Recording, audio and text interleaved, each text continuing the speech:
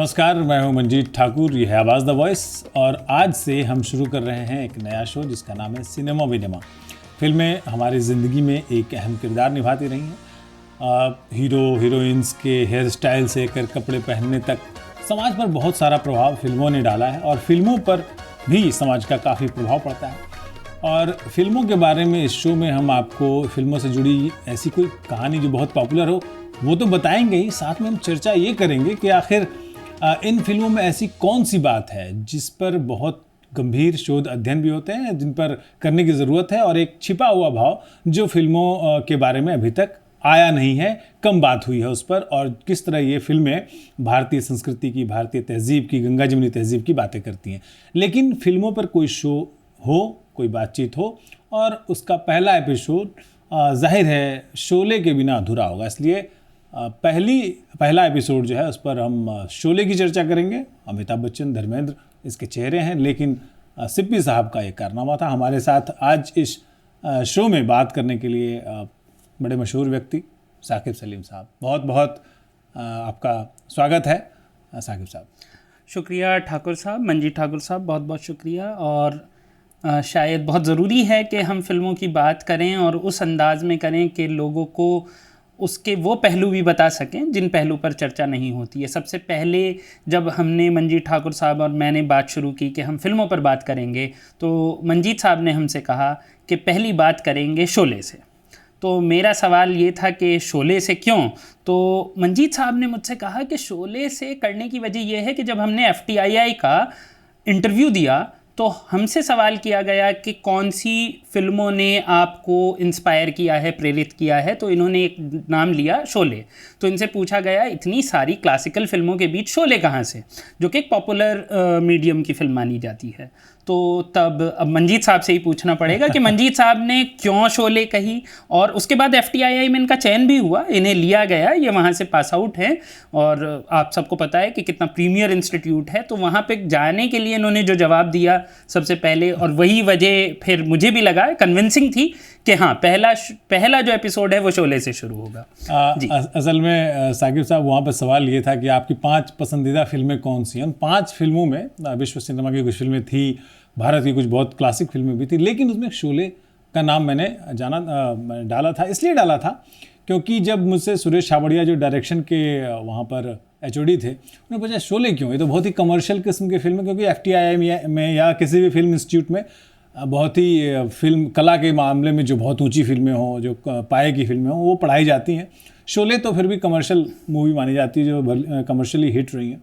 लेकिन मैंने उनसे ये कहा कि सर आपको धन्नो का नाम पता है? तो उन्होंने कहा हाँ, धन्नो तो वो वसंती जो तांगा चलाते थे उसकी घोड़ी का नाम है। मैंने कहा पूरी फिल्म में धन्नो का नाम 2 बार जिक्र हुआ है, और एक जब रामपुर आते हैं धर्मेंद्र और अमिताभ बच्चन, और तब वसंती का तांगा वो लेने की कोशिश करते हैं, और तांगा वो कहती है कि मैं हूँ वसंती और ये है मेरी धन्नो, पहली बार। और दूसरी बार जब वो भाग रही होती है और एक चेज़ सीन है, भागने का सीन है, जिसमें तांगे पर बैठ करके वो कहती है वसंती कि चल धन्नो, आज वसंती की इज़्ज़त का सवाल है। और सिर्फ 2 बार जिक्र होने पर आपको उस घोड़ी का नाम पता है, आपको उस फिल्म के हर एक लाइन का, एक पंक्ति का संवाद बोलने वाले किरदारों का नाम पता है, आपको सूरमा भोपाली का नाम पता है, आपको इमाम साहब बहुत पॉपुलर है, सचिन का कैरेक्टर बहुत लोगों को पसंद है और लोगों को याद है। किस तरह से धर्मेंद्र गब्बर सिंह जो है एक चीटा को मारते हैं, उधर सचिन की हत्या हो जाती है, ये तक लोगों को याद है। लोगों को ये तक याद है कि सांभा मैकमोहन का नाम ही उसी के नाम से जबकि सिर्फ एक बार शायद नाम लिया गया था, एक बार नाम लिया गया, सांभा एक ही बार नाम लिया गया, और वो याद है हम सब। या बल्कि जो आधी बोरी बाजरा लेकर आने वाले किसान का नाम काशीनाथ होता है, ये भी लोगों को पता है। लोगों को पता है। तो इसमें एक सबसे जो इंटरेस्टिंग चीज़ है, आपने फिल्मों की पढ़ाई की है, आपने कभी मतलब इसकी वजह क्या है कि लोगों से इतना अच्छा कनेक्ट किया? कभी बाद में अमजद खान साहब से ये बात पूछी गई थी, किसी ने उनसे पूछा था एक इंटरव्यू के दौरान, उनसे ये सवाल किया गया था कि फ़िल्म के हिट होने का फार्मूला क्या है। तो उन्होंने कहा ये तो एक ऐसा कीमिया है, ऐसा फार्मूला है जो अभी तक किसी के हाथ नहीं आया है। कभी कभी कहा जाता है लोग जिससे खुद को आइडेंटिफाई करें, तो ऐसी फिल्म कैसे हिट हो जाती है जिसमें नाग नागिन होते हैं। इंसान खुद को नाग नागिन से तो आइडेंटिफाई नहीं करेगा। तो सवाल ये है कि आपको क्या लगता है शोले की सफलता का राज क्या था? देखिए, शोले को सिर्फ पहले असफलता हाथ लगी थी, पहले हफ्ते में फिल्म फ्लॉप थी। उसके बाद शायद 2 हफ्ते तक 2 हफ्ते तक बिल्कुल 15 अगस्त 1974 को रिलीज़ हुई थी और उसके बाद 2 हफ्ते तक लोग देखने नहीं गए। और इसका अंत जो है वो भी चेंज किया गया था, बदला गया था, क्योंकि सेंसर बोर्ड ने उस समय ये कहा था कि बहुत ही हिंसक फिल्म है। इसका अंत जो है, उसमें अंत ये था पहले कि जो ठाकुर का किरदार किया है संजीव कुमार ने, वो अपने जूतों में कील लगा करके और गब्बर सिंह की हत्या कर देते हैं उन जूतों से। लेकिन सेंसर बोर्ड ने कहा कि बहुत ही वायलेंट है, इसको चेंज करें आप। और फिर वो कानून, लोगों का भरोसा कानून में बढ़े, इसलिए कानून के हवाले, जो शायद आज के वक्त में लोगों का बदलता जा रहा है पर्सपेक्टिव। आज के दौर से तुलना करें तो शोले बहुत ही प्यारी फिल्म है, जिसमें दंगा फसाद बहुत कम है, मारपीट बहुत कम है आज के हिसाब से। लेकिन इसमें ये गौर करने वाली बात है कि उस ज़माने में लोगों को बहुत ही ज़्यादा वायलेंट फिल्म लगी थी। हमारी माँ ने हमें बताया है कि किस तरीके से उनके फादर यानी कि हमारे नाना ने उस ज़माने में ये माना था कि बच्चों के देखने लायक फिल्म नहीं है, क्योंकि इसमें वायलेंस बहुत ज़्यादा था। तो आज के ज़माने के दौर से तो नहीं। आज अगर आप वेब सीरीज़ देख लें जिसमें गालियाँ ही गालियाँ हैं, जिसमें गोलियाँ ऐसे चलती हैं जैसे भड़बूजे या भुना जाता है, वो उस तरह से गोलियाँ चलती हैं खुल करके, और यहाँ तक कि डायलॉग्स भी ऐसे होते हैं कि कारतूस चुनने वाले भी अमीर बन जाएंगे, इस तरह के आज का सीन है। ठीक है, समाज बदलता है तो सिनेमा भी बदलता है। और उस ज़माने में शोले जब रिलीज़ हुई थी 70 के दशक के बीच में, उससे पहले चॉकलेटी फिल्म के हीरोज़ का दौर था। और अमिताभ बच्चन ने जब ये फिल्म साइन की थी, अमिताभ उस समय लीड कैरेक्टर नहीं, देखिए इसमें दोस्त का किरदार निभाया उन्होंने, लीड तो धर्मेंद्र है। तो जब लीड रोल के लिए अमिताभ संघर्ष कर रहे थे, उनकी फिल्में लगातार फ्लॉप हुई थी। उस दौर की फिल्म थी जंजीर, आई थी कुछ 2 साल पहले आई, 2 साल पहले आई थी, तब ये बनना शुरू हुई। तब हाँ, उसके बाद उसके आसपास ही जंजीर बना। तो एक्चुअली जब जंजीर की शूटिंग हो रही थी और जब उसी समय शोले की शूटिंग भी हो रही थी। आपको पता है कि शोले जो है बेंगलोर के पास एक जगह पे शूट हुई है जिसको रामगढ़ का नाम दिया है, और असली नाम भी रामनगर ही है। हाँ, रामनगर ही है। तो वहाँ पे दिन में शोले की शूटिंग दिन में होती थी। अमिताभ बच्चन दिन में शोले की शूटिंग करते थे, शाम को वहाँ से जाते थे, बेंगलोर एयरपोर्ट से जब वापस मुंबई जाते थे, वहाँ पे जंजीर की शूटिंग होती थी। आपने देखा होगा कि जंजीर के अधिकतर शॉट्स रात के हैं। तो 2 शिफ्टों में इस तरह से काम करके अमिताभ ने बड़ी मेहनत से अपना मुकाम बनाया। तो कहने का मतलब ये है कि अमिताभ बच्चन उसमें इतने बड़े नहीं हुए थे कि वो बिल्कुल लीड कर लें। और अमिताभ बच्चन की फिल्मों का जो एक ऐसा था ना कि देखिए, आप इस तरह समझिए कि राजेश खन्ना सपने बेच रहे थे, मेरे सपनों की रानी कब आएगी तू, और चॉकलेटी हीरो जो डांस करता है, मुस्कुराता है। कहीं ना कहीं अगर आप देखें तो उस वक्त तक राजेश खन्ना की फिल्मों में सोशल इश्यूज भी बहुत ज़्यादा आने लगे थे। ये 1974-75 की अमिताभ बच्चन की फिल्मों में सोशल इश्यूज हैं, वो अलग तरीके से हैं, लेकिन हैं। आप सौदागर देख लें, आप मिली देख लें, आप ऐसी फिल्में देख लें जिनमें अभिमान देख लें। तो अमिताभ बच्चन दोनों तरह की फिल्में करते रहे, जो मेन स्ट्रीम हम कहते हैं, सो कॉल्ड मेन स्ट्रीम की कमर्शियल फिल्में भी करते रहे, और साथ में मिडिल सिनेमा जिसको हम कहते हैं, अभिमान, मिली, या फिर इस तरह की फिल्में जिसमें वो एक अच्छे भले इंसान का किरदार निभाते हैं, जिसमें गुस्सा नहीं करते हैं, ऐसी फिल्में भी हैं। आलाप है, तो इस तरह की फिल्में कर रहे थे अमिताभ। तो पर्दे पर जो देखिए, मैं राजेश खन्ना का जिक्र मैंने इसलिए किया क्योंकि वो सुपरस्टार थे। 4 साल तक 16 फिल्में लगातार हिट की उन्होंने, उनकी हुई। और उस रोमांस, लेकिन जो असल ज़िंदगी में ना रियलिटी चेक आने लगा था लोगों का, जो वो सपना था जो रोमांस का, और ये वो लोग असली ज़िंदगी में बेरोज़गारी से और बाकी चीज़ों से परेशान थे। आपको याद होगा कि 71 के आसपास, ये 75 का दौर वो भी है जब जेपी आंदोलन अपना जोर पकड़ना शुरू कर रहा है। छात्र आंदोलन, बिहार में छात्र आंदोलन गुजरात से शुरू हुआ था, बिहार तक फैला ये छात्र आंदोलन। तो लोगों में गुस्सा था, और उस एंग्री यंग मैन चाहिए था। यस, और इस गुस्से को भुनाया अमिताभ बच्चन की जो आग उगलती हुई आंखें हैं ना, आप देखते हैं दीवार में, देखते हैं कि एक चीज़ आप अभी छोड़ रहे हैं, आप जब अमिताभ बच्चन पर इतना जोर दे रहे हैं, सलीम जावेद। बेशक, देखिए, एक कभी किसी ने मुझसे कहा था कि ये जो एक शोले फिल्म में एक डायलॉग है, जब जो गब्बर सिंह है वो अपने कारतूस की बेल्ट लेकर के चट्टान पे घूम रहे हैं और कहते हैं कि कितने आदमी थे। तो इसका उत्तर किसी ने मुझसे पूछा कितने आदमी थे, तो मैंने यही कहा था कि 2, सलीम और जावेद। जो किरदार लिखे हैं, आप एक एक किरदार की डिटेलिंग देख लीजिए। आप फिल्में देखते हैं तो आप नहीं पूछते हैं कि एक ऐसे गाँव में जहाँ बिजली नहीं, वहाँ पानी की टंकी क्यों है, पानी कैसे चढ़ता है, ये सवाल आप नहीं पूछते। सिनेमा में एक बहुत ही पॉपुलर एक फ्रेज कहा जाता है। और सिर्फ एक मुसलमान पूरे गांव में है और वो इमाम है, तो उसका क्या इस्तेमाल है, मतलब उसके पीछे नमाज कौन पढ़ता है, ठीक है।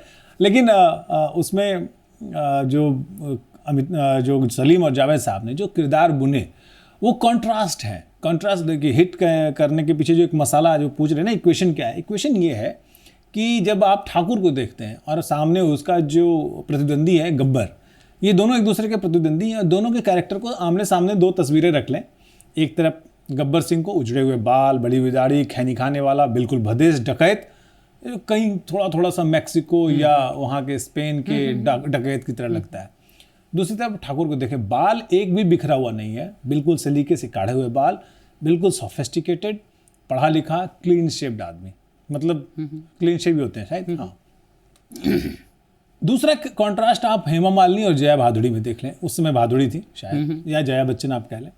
जया बच्चन का किरदार सफ़ेद साड़ी में, बिल्कुल कम बोलने वाली, सिंपल एक विधवा स्त्री जो गांव में होती है। दूसरी तरफ हेमा मालिनी, दूसरी जो स्त्री पात्र है, बहुत ज़्यादा बोलने वाली, बहुत ज़्यादा हंसने वाली, बहुत ज़्यादा, ये कास्ट और क्लास का कंट्रास्ट भी कहा जा सकता है। एग्जैक्टली। तो और ऐसे बहुत सारे किरदार, जय और वीरू का किरदार देख लीजिए, एक अंतर्मुखी है, एक बहिर्मुखी है, एक्सट्रोवर्ट है बहुत ज़्यादा, लेकिन जो अंतर्मुखी है वो कई जगह मजाक कर लेता है। वो मौसी के पास जब रिश्ता लेकर के जाता है तो बिल्कुल पोल खोल के रख देता है अपने दोस्त की, लेकिन दोनों की दोस्ती अटूट है। फिर जो सिनेमा में कहा जाता है कि अगर निर्देशक ने पहले 15-20 मिनट में कॉन्फ्लिक्ट आपको नहीं बताया तो फिल्म फ्लॉप हो जाती है। यानी जो कॉन्फ्लिक्ट का मतलब यहाँ ये है कि जो समस्या है, फिल्म की समस्या क्या है, कहानी की जो आधार भूमि में वो खड़ा किया कि नहीं। तो आप देखिए कि पहले ही 15-20 मिनट में आपको इस्टेब्लिश ये हो जाता है कि ठाकुर को 2 अपराधी चाहिए, 2 चोर चाहिए ऐसे जो उसके लिए लड़ सके। क्यों? उसको एक बदला लेना है। ठाकुर उसको जिंदा या गब्बर उसको जिंदा या मुर्दा चाहिए। तो ये कैसे होगा? और उस हीरो जो दोनों हमारे हैं उसके वो भागने की भी कोशिश करते हैं पैसे चुरा करके। जी। तो इस तरह से ठाकुर की जो कामयाबी है उसके रास्ते में बहुत सारी बाधाएं हैं, और आप बाधाएं देखते हैं कैसे। इसके पीछे बहुत सारे लोगों ने ये भी लिखा है कि ये कहीं ना कहीं एक फ्यूडल स्ट्रक्चर को बनाए रखने की बात है कि किस तरीके से ठाकुर साहब, क्योंकि वो एक तरीके से मुखिया हैं, तो वही आखिर में सारी जो जीत के बाद भी जय वीरू सब कुछ उन्हें सौंप कर वापस अपने रास्ते चले जाएंगे, या फिर मतलब जो भी कुछ होगा फिर उसके बाद, क्योंकि ठाकुर साहब ही सब कुछ संभालेंगे। फिल्मों की भाषा में ना मोटिव होना बहुत ज़रूरी है जी। तो जो मोटिव है वो क्यों जय और वीरू जाकर के क्यों लड़ेंगे? पहला सवाल है कि गब्बर से क्यों लड़ेंगे जाकर के? तो गब्बर से इसलिए लड़ेंगे क्योंकि ठाकुर उनको बुला के ले जाएगा। ठाकुर को क्यों बदला चाहिए? तो उसके पीछे रीज़न ये है कि देखिए, अगर आप कुछ सेरेंगेटी काउबॉयज़ मूवीज़ देखेंगे ना तो आपको पता चल जाएगा कि शोले जो फिल्म है वो कॉपीड है। ये तो खुद भी सलीम साहब ने और जावेद साहब ने 1000 बार कहा है कि ये हमने इतनी फिल्में, उन्होंने लिस्ट दी है कि इतनी फिल्में हमने देखी, उसके बेस पे हमने ये फिल्म जो थी वो बनाई, लेकिन उसे किस तरीके से पूरे तौर पे हिंदुस्तानी परिप्रेक्ष्य में बिल्कुल जो ये इसलिए हिट हुई फिल्म, ये एक इम्पोर्टेंट कि एक उसका जो इंडियनाइजेशन किया, जो भारतीयकरण किया, वो इतनी कायदे का और इतनी बारीकी से किया, इसकी वजह से जो है।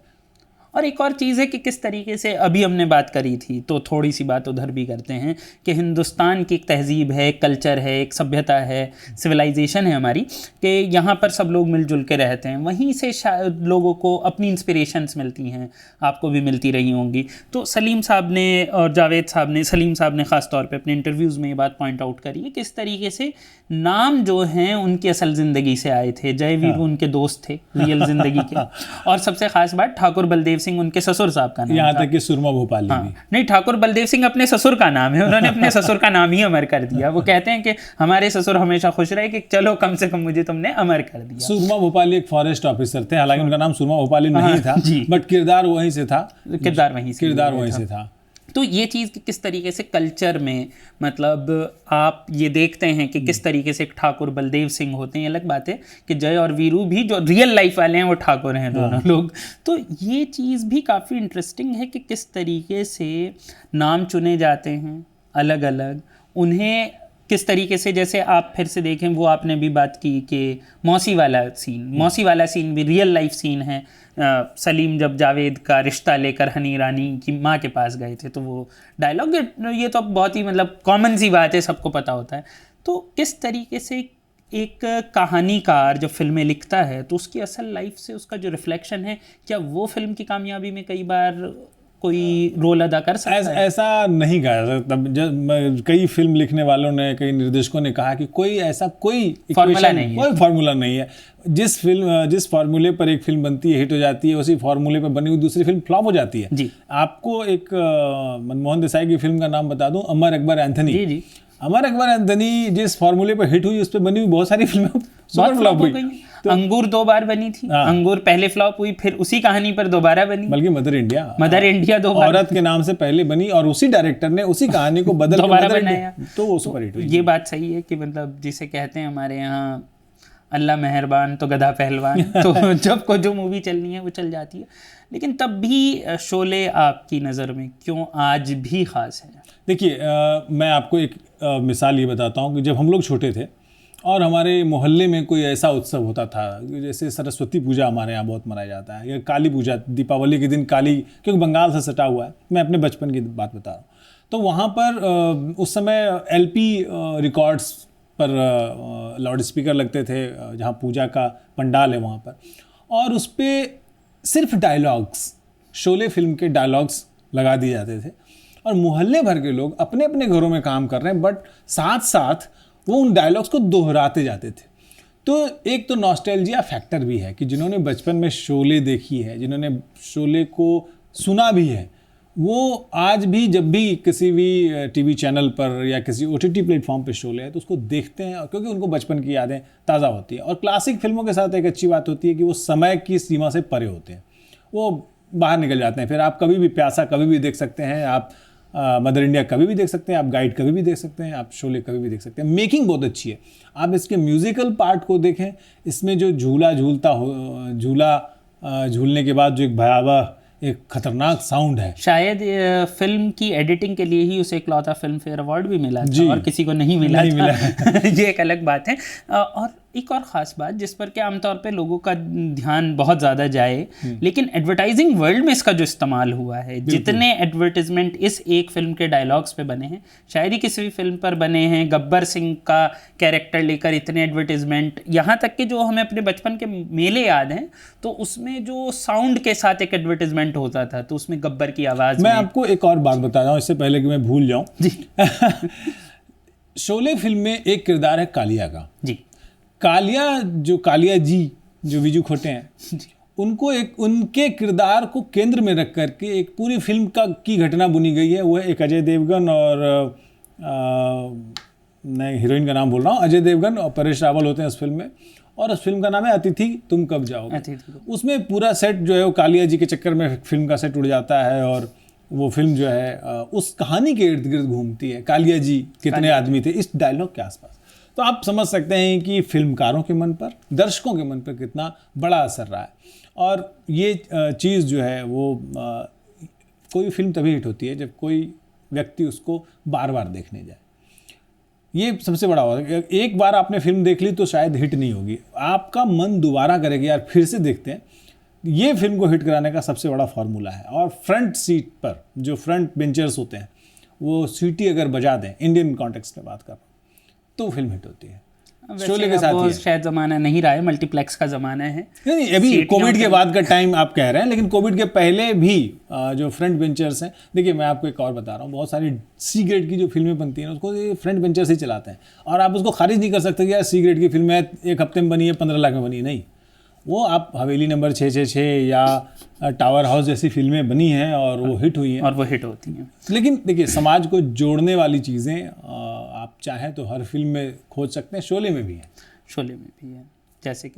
जैसे कि इमाम साहब, बेगूसराय में इप्टा का एक कुछ उत्सव हुआ, और बेगूसराय रंग कर्म की बहुत बड़ी धरती रही बिहार में। आप बदनाम उसको अपराधों के लिए करते रहे हैं, हमने नहीं किया। आप मतलब मीडिया, आप और हम, लेकिन वहाँ पर रंगकर्म की बहुत विरासत रही। और वहाँ पर जब एक हंगल गए तो भीड़ की एक ही फरमाइश थी ये जरा वो डायलॉग शोले वाला सुना दीजिए। यानी कि के हंगल साहब की जो पूरी पहचान है उस पर सिमट दी गई। ये फिल्मों की एक लिमिटेशन है, ये एक लिमिटेशन है। एक चीज़ है, छोटी सी बात शायद ख़त्म करते करते, क्योंकि शायद वक्त हो रहा है, वो ये है कि अमजद खान साहब ने एक बार अपने एक इंटरव्यू में फिल्म के ही उसमें कहा था कंटेक्स्ट में, क्योंकि शोले को शुरुआत में जितने भी क्रिटिक्स थे उन्होंने राइट ऑफ कर दिया था। उन्होंने कहा था फिल्म बेकार है, ना दूर की है, और अंग्रेज़ी फिल्मों से कॉपीड है, नहीं चलेगी, और इसका कोई किसी चीज़ से कोई लेना देना नहीं है। जैसे कि आपसे भी सवाल किया गया कि शोले क्यों, ठीक है। तो उसके बाद जब 2-3 हफ्ते बाद फिल्म हिट होना शुरू हुई, तो आज ये दौर है कि क्रिटिक्स, वही क्रिटिक्स या उन जैसे और क्रिटिक्स ने उस फिल्म की तारीफ में किताबें भी लिखी हैं, रिसर्च पेपर्स भी लिखे हैं, फिल्म इंस्टीट्यूट्स में उस पर कोर्सेज पढ़ाए जा रहे हैं, और लोग उस पर चर्चा भी करते हैं। इसके बारे में अमजद खान साहब ने कहीं पर कहा है कि अपने एक इंटरव्यू के दौरान, और ये भी काफ़ी इंटरेस्टिंग है कि उन्होंने ये कहा कि क्रिटिक्स को मैं ज़्यादा इंपॉर्टेंस ही नहीं देता हूँ, क्योंकि वो बहुत ही मतलब कड़े अल्फाज हैं उनके, कि वो एक पैरासाइट की तरह होते हैं जो जिनका कि उसमें कोई योगदान नहीं है। फिल्म बनाते तो वो नहीं है, लेकिन उसके बाद वो उसके ऊपर पलते हैं और तब भी उसकी बुराई ही करते रहते हैं। तो आपकी क्या कहना है, क्योंकि हम दोनों फिलहाल वही कर रहे हैं। लोकतांत्रिक बात है उनकी। जब आप किसी चीज़ को सार्वजनिक जीवन में उतारते हैं, जब आपने कोई चीज़ क्रिएट कर दिया तो वो सार्वजनिक संपत्ति हो गई। आपने कोई कविता लिख दी डायरी में, तब तक तो आपकी है, लेकिन आपने प्रकाशित कर दी, तो जो पढ़ने वाला है, चाहे वो आलोचक हो, क्रिटिक हो, या एक सामान्य पाठक हो या दर्शक हो फिल्मों के मामले में, तो उसको आप, क्योंकि उसने पैसे लगा के फिल्म देखे हैं, तो उसकी आलोचना करने का पूरा हक है। लेकिन आप इस बात से कितना सहमत हैं कि लोग फिल्म देखने जो जाते हैं उस पर क्रिटिक के व्यूज का कोई फर्क नहीं पड़ता? यानी कि अगर क्रिटिक कह रहा है कि अच्छी फिल्म है, नहीं पड़ता है। अच्छा, अब आप अखबारों में भले ही नहीं पढ़ें, लेकिन लोग रोटेन टोमेटोज पे, IMDb पे उसकी रैंकिंग देखते हैं और तब जाकर देखते हैं। बिल्कुल, देखिए, लेकिन IMDb पर 100% तो नहीं। होंडा राज की रेटिंग सबसे अच्छी रेटिंग्स में से एक है। ठीक है, ये याद रखना चाहिए। नहीं, लेकिन कुछ अपवाद हो सकते हैं, लेकिन मुझे कुछ अपवाद हो सकते हैं, लेकिन हाँ, ऐसा है कि शोले जो है वो दिल के करीब फिल्म है, क्योंकि देखिए, मैं कह रहा हूँ कि संवाद, इतने ज़बरदस्त संवाद है इसमें जो एक डायलॉग, जिसको कहते हैं ना फिल्मों में डायलॉगबाजी वाली फिल्में आई। आपको ये भी पता होना चाहिए कि जब ये शोले रिलीज हुई ना, उस समय हमारे हीरोज कौन थे? राजेश खन्ना का जिक्र हमने कर लिया, राजेंद्र कुमार, उनकी फिल्मों में रोना धोना होता था। या फिर आप देख रहे हैं कि बिल्कुल खांटी रोमांस की फिल्में जब जब फूल खिले रिलीज हो रही है, जब आप शिकारा में दिलीप कुमार भी अपने आखिरी दिनों में थे, लेकिन उन्हें रोल ऑफर किया गया था जो संजीव कुमार साहब ने किया था। और ये उस दौर की एक्सपेरिमेंटल फिल्में थी। आपको देखिए, मैं थोड़ा अब बाद में लाता हूँ, जब शाहरुख खान को बाजीगर, डर और अंजाम जैसी फिल्में ऑफर की गई, तो बहुत स्थापित कलाकारों ने उसको करने से मना कर दिया। तो उस जमाने के हिसाब से ये बड़ी एक्सपेरिमेंटल फिल्म थी। जंजीर का मैंने जिक्र किया कि अमिताभ बच्चन ने लास्ट में किया, देवानंद, धर्मेंद्र, संजीव कुमार, दिलीप कुमार साहब को पठान का रोल ऑफर हुआ, उन्होंने मना किया। यहाँ पर ठाकुर का रोल मना किया, और वो उन्होंने जिंदगी में बाद में इस बात को कहा कि मुझे अफसोस है कि मैंने मना किया। तो ये काफ़ी इंटरेस्टिंग चीज़ है। तो हम उम्मीद करते हैं कि अगली बार हम शोले के अलावा और भी चीज़ों पर बात करेंगे। सिनेमा विनेमा की बात जब होती है, सिनेमा और विनेमा, मतलब मुझे याद है कि जब हम लोग छोटे थे तो बांग्ला का कल्चर बहुत वहाँ पे संस्कृति का प्रभाव था। लोग कहते थे बोई देखते जाच्ची, मतलब बोई बांग्ला में किताब को भी कहते हैं। तो सिनेमा का ये असर है हमारी संस्कृति पे, चाहे गांव की संस्कृति हो, शहर की संस्कृति हो। हम अपने नायकों से हेयर स्टाइल से लेकर के, देखिए तेरे नाम जो है ना, उसके बाद कई लड़कों ने ऐसे करके बाल रखे थे। नाई की दुकान पर अभी भी उसका फोटो होता है। हाँ, तो सिनेमा का असर तो होता है, और सिनेमा पर भी समाज का असर होता है, हो रहा है और होना चाहिए। और इसलिए क्योंकि सिनेमा कई बार हमारे समाज का दस्तावेज बन सकता है, बन जाता है। ज़्यादातर फिल्में जो बिल्कुल ही खांटी कमर्शियल फिल्में, उनकी बात नहीं कहूँगा, लेकिन उनमें भी कुछ ना कुछ तो होता है, तभी वो बनती। क्या होता है इसमें हम लोग किसी और एपिसोड में चर्चा करेंगे। इस पर हम एपिसोड पर ज़रूर चर्चा करेंगे, वो होनी भी चाहिए। तो सिनेमा विनेमा के आज के एपिसोड में इतना ही। बहुत बहुत शुक्रिया साकिब सलीम हमारे साथ जुड़ने के लिए और शोले पर बातचीत करने के लिए। शोले के बिना भारतीय सिनेमा की कोई भी चर्चा जो है अधूरी रहती है। और अगले हफ्ते जब हम मिलेंगे, तब हम किसी विचार, फिल्मों से जुड़े किसी विचार या किसी घटना पर जिक्र करेंगे, या किसी फिल्म की भी चर्चा कर सकते हैं। उम्मीद है कि आप इस चर्चा को सुनेंगे और फिल्मों को एक अलग नज़रिए से देखना शुरू करेंगे, क्योंकि जब फिल्म स्टडीज़ होती है उसमें पहली किताब जो हमारे हाथ में थमाई जाती है वो कहा जाता है how to read a film, फिल्मों को कैसे पढ़ें। हम आपको सिखाएंगे फिल्मों को कैसे पढ़ें। नमस्कार।